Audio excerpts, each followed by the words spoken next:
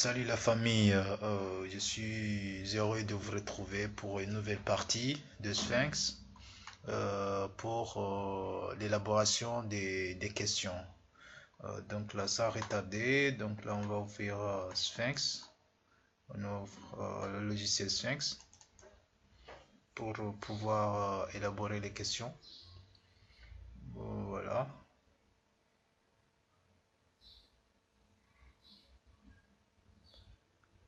ça se charge, ok.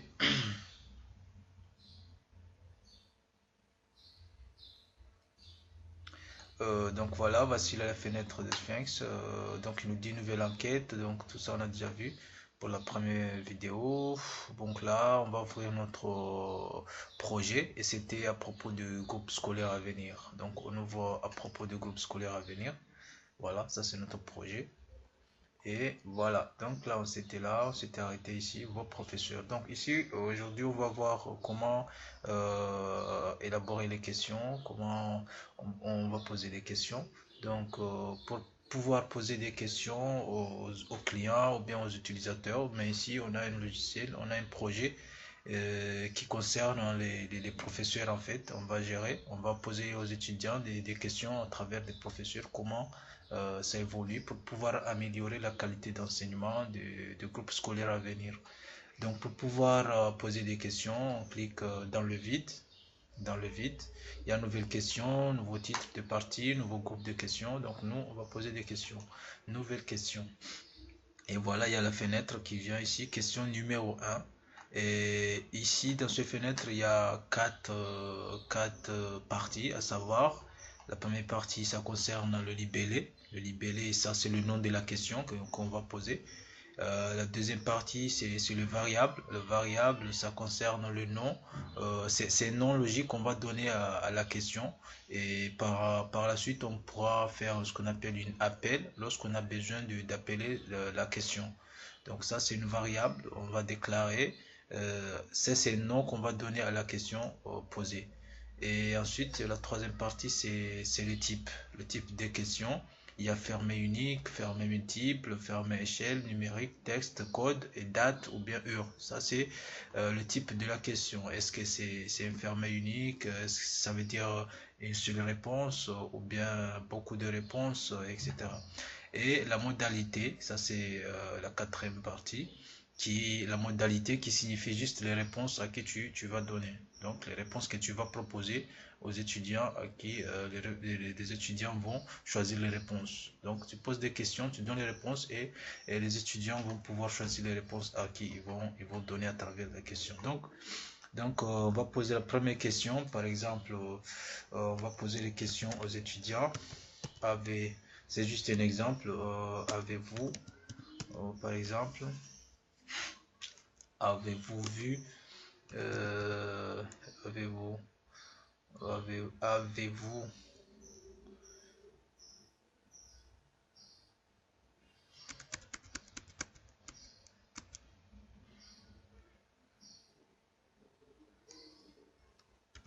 avez-vous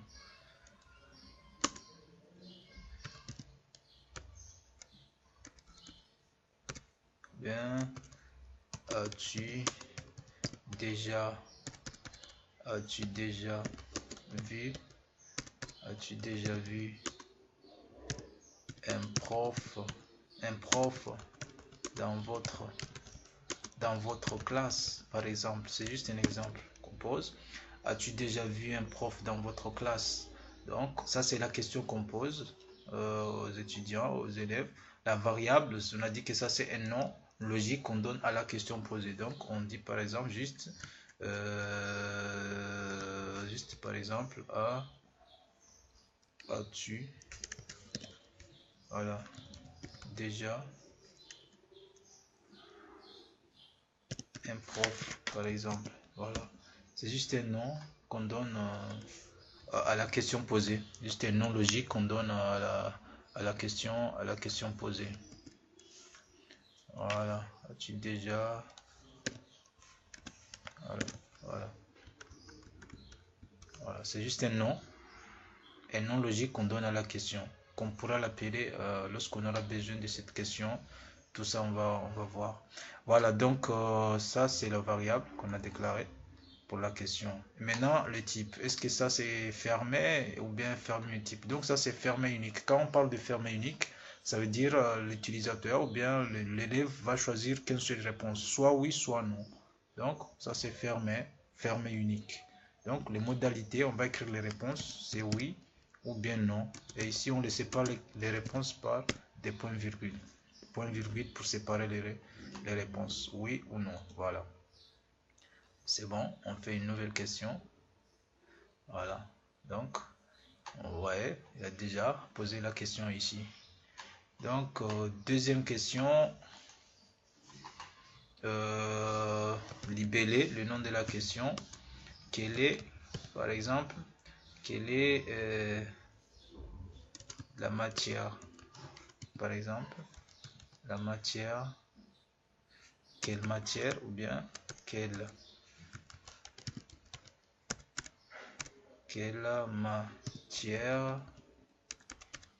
matière,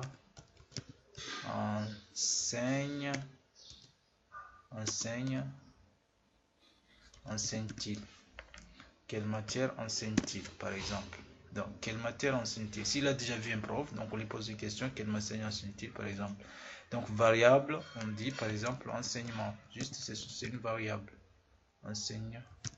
Enseignement, ou bien matière, on écrit ici, matière, enseignement. Voilà, par exemple, c'est une variable. Variable, le nom de la qu'on donne à la question posée. Donc ça, est-ce que ça c'est fermé unique? Donc ça c'est fermé multiple. Ça veut dire qu'on va proposer beaucoup de réponses. Donc ça c'est fermé multiple lorsqu'on se propose beaucoup de réponses. Donc on peut dire par exemple, on a mathématiques, point virgule, physique,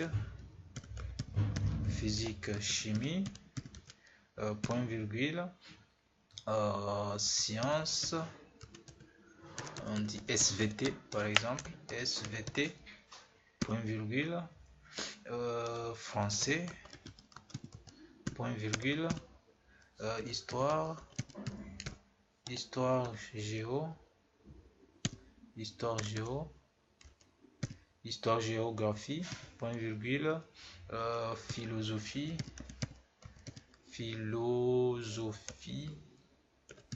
voilà, point virgule, philosophie. Il y a quoi encore? Il y a arabe, point virgule, anglais, point virgule, EPS, voilà, EPS, voilà, juste ça par exemple. Donc voilà, ce sont les réponses proposées. Et ici, il y a réponse possible. Donc, on écrit les réponses possibles que les utilisateurs ou bien les élèves vont choisir. Si tu dis 2, bon, on peut dire par exemple, l'élève doit choisir par exemple, on peut trouver un professeur qui enseigne 2 matières. Bon, on peut dire par exemple maximum 3. Par exemple, il peut choisir 3 réponses. Bon, c'est bon, on laisse comme ça. Après, on dit OK. Voilà. Donc, on a déjà posé 2 questions. Voilà. Si vous pouvez encore élaborer une troisième question, on clique dans le vide, nouvelle question. Donc, il y aura une troisième question. Et maintenant, on pose une troisième question. Ou bien, si on est arrivé là, on annule. Après, on va créer une deuxième partie. Nouvel titre de partie. Donc, le titre de partie, on peut dire par exemple, comportement des professeurs. Voilà, par exemple. Comportement de vos professeurs. Voilà, comportement de vos professeurs par exemple. Voilà. Par exemple, comportement de vos professeurs. Ok. Ok, comportement de vos professeurs.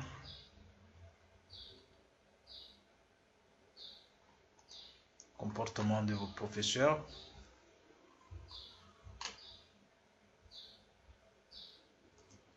Voilà, ok, on dit ok. Voilà, comportement de vos professeurs. Voilà, ça c'est la partie. Ici, c'était vos professeurs. Ici, on va renseigner concernant le comportement des professeurs. Donc, on clique dans le vide, nouvelle question. Voilà, ça c'est la question numéro 3. On dit par exemple, pouvez-vous nous dire, un comportement de, de vos professeurs, par exemple, de vos, de vos profs. Voilà, de vos profs. Est-ce que tu peux nous dire un comportement de vos profs? Voilà, ça, les variables, le nom de la question, le nom logique de la question. Donc on dit par exemple comportement de prof. Voilà, ça c'est variable, comportement de prof. Donc ça, le type de la question, ça c'est juste, bon, on va dire texte. Voilà, ça c'est texte. Et quand on choisit texte, ça veut dire qu'il n'y a pas une possibilité de proposer aux étudiants ou bien aux élèves une réponse, hein, ou bien aux clients, mais c'est eux d'écrire la réponse, c'est eux qui savent la réponse qu'ils vont nous donner. Et ils vont nous décrire quelque chose, voilà, c'est comme un commentaire, ils vont nous décrire quelque chose. Donc ça c'est texte. Quand tu choisis texte, ça veut dire que c'est eux qui vont nous écrire la réponse. Donc on dit nouvelle question ou bien OK. Quand tu cliques nouvelle question, voilà, déjà la question est déjà posée. Donc on pourra élaborer une quatrième question. Voilà. Donc ici on va poser une quatrième question. Votre, par exemple, on peut dire votre impression ou bien voilà, impression de voilà de ces activités, par exemple, de ces activités. Comment tu l'impression, est-ce que ça te ça te soulage, est-ce que tu apprécies ces activités? Bon voilà, ça c'est donc on va dire votre impression de ces activités et par exemple et comment voilà, on peut mettre 2 points par exemple, impression, comment tu voilà, et comment voilà, après ça c'est on peut dire le variable c'est impression par exemple, oh pardon. Voilà, variable. Donc ça, c'est le type, c'est comment? Est-ce que... Bon, ça là, on va proposer beaucoup de réponses. Ce qu'on appelle échelle. Donc, fonction, ça, on va choisir fermer échelle. Voilà. Quand on choisit fermer échelle, il y a les réponses qui sont là. Est-ce que ça, surtout ça se base au niveau de la satisfaction. Est-ce que tu es satisfait ou bien pas du tout, ou bien moins satisfait? Bon, pour pouvoir choisir ces réponses, on vient ici, échelle. Voilà, échelle. Quand on clique échelle, voilà. Après, il y a ici, pas du tout satisfait, plutôt pas satisfait, plutôt satisfait, tout à fait satisfait. Donc, on prend celui-ci. Voilà, on prend celui-ci, on met OK. Et voilà, on met OK. Et vous voyez, il y a les réponses qui est ici. Votre impression de ces activités est pas du tout satisfait, plutôt pas satisfait, plutôt satisfait, tout à fait satisfait. Voilà, ça c'est les réponses qu'on les propose. Voilà. On pose encore une cinquième question concernant la durée. La durée des cours, par exemple. La durée des cours correspondait, par exemple, aux durées estimées. Est-ce que ça concerne, si on donne au professeur 2 heures du temps, est-ce qu'ils arrivent à respecter ça, ou bien 3 heures du temps? Tout ça, on veut savoir. Donc ici, on pose par exemple durée. Juste ça, c'est le variable durée. Et voilà, ça c'est toujours échelon. Ça c'est fermé échelle. On vient ici, échelle. Voilà. Donc ça, il va dire est-ce que c'est oui ou non, ou bien d'accord, ou bien pas du tout d'accord, ou bien. Donc là, on va choisir celui-ci. Pas d'accord du tout, plutôt pas d'accord, plutôt d'accord, tout à fait d'accord. Voilà, c'est juste ça. Hmm. Voilà, ou bien jamais, rarement, occasionnellement, assez souvent, très souvent. Voilà, tu vois. Voilà, voilà, c'est ça.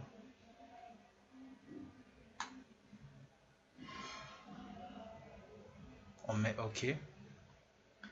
OK, voilà.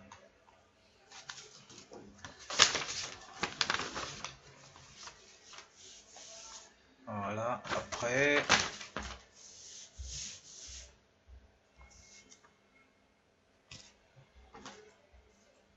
voilà, ça c'est ce qu'on appelle les fonctions échelle. Voilà, donc on pose encore une sixième question. Par exemple, on dit par exemple à votre avis, on met par exemple à votre avis, quoi encore, à votre avis, est-ce que par exemple le degré de le degré de par exemple on peut dire de satisfaction hein, des élèves, hein, vous voyez, juste des élèves, voilà, des élèves et est très, voilà, par exemple est très et ou bien est, voilà, est très, voilà. À votre avis, le degré de satisfaction des élèves est, bon, là c'est aussi fermé échelle. Fermer échelle, on vient ici, échelle, on choisit réponse. Comment on peut choisir? Bon, on peut dire mauvais ou bien passable ou bien, voilà, on peut choisir ça, hein. Voilà, on peut choisir c'est la mauvais, passable, moyen, voilà, bon. Donc on choisit ça, mauvais, passable, moyen, bon, excellent. On choisit celui-ci, voilà, OK. Et OK. Il a dit que vous n'avez pas donné de nom de variable. Ok, bon, j'avais oublié, j'ai pas donné le nom. C'est très important. Donc, on donne le nom de variable. On dit par exemple ici degré de satisfaction ou bien satisfaction. Satisfaction. Voilà. Élève. Satisfaction élève. Voilà. Ok. Donc, maintenant, j'ai mis OK. Il va accepter. Voilà. À votre avis, le degré de satisfaction des élèves est mauvais. Donc là, les élèves vont choisir la réponse voilà, qu'ils voient à travers des élèves en classe. Voilà. Donc on peut poser encore une septième question plutôt pour finir. Donc aussi c'est format échelle qui est très important. Donc on peut dire par exemple ou bien ça c'est non ça c'est voilà, on peut dire par exemple pouvez-vous nous dire ou bien pouvez-vous cocher, hein, pouvez-vous cocher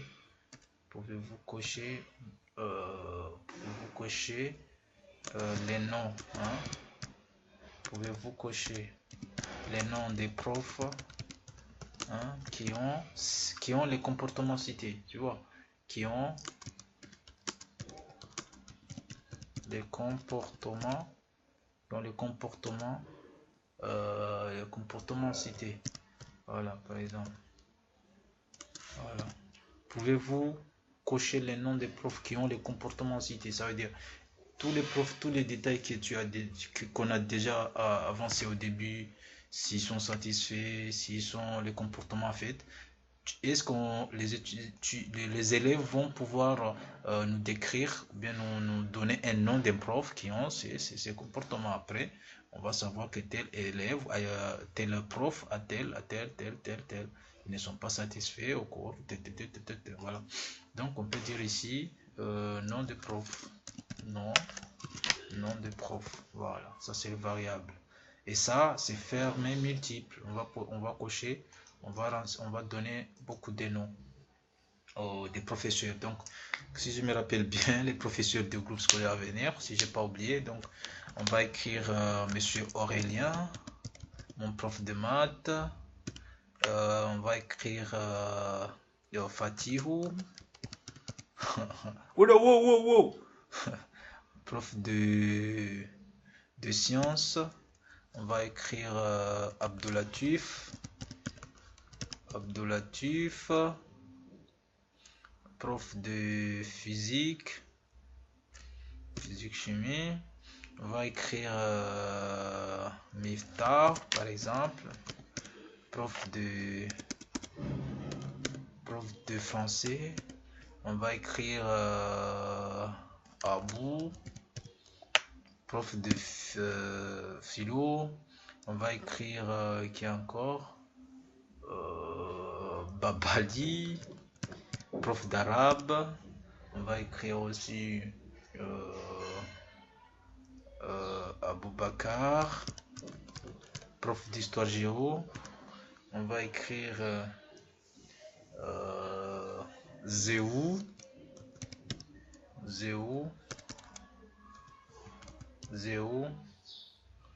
EPS. Voilà. Et Saïd. Voilà, anglais. Voilà, écrit comme ça. 1, 2, 3, 4, 5, 6, 7, 8. Bon, on écrit comme ça. Et la possibilité de citer combien de profs? Par exemple, 7. Bien, 8 profs qui ont ces comportements, par exemple. Voilà. On dit OK. Et voilà, on a déjà posé 8 questions, 7 questions plutôt. Donc voilà comment, en bref, aujourd'hui, comment on pose les questions d'une manière bref. Donc sachez que ici, vous pouvez déplacer les questions. Par exemple ici, tu peux déplacer les questions ici. Ouais. Donc voilà, tu peux déplacer les questions. Voilà. Il suffit de cliquer et voilà, tu changes les positions, etc. Voilà, c'est pour aujourd'hui. Merci beaucoup d'avoir regardé cette vidéo. Et prochainement, on va faire la troisième partie qui est l'interaction des questions. Donc, dans 2 jours, Inch'Allah, je vais refaire ça. Donc là, je vous invite à aimer, abonner là-dessus. Et comme ça, la troisième partie, vous aurez la notification de pouvoir regarder comment on fait l'interaction. Donc, je vous dis merci beaucoup la famille.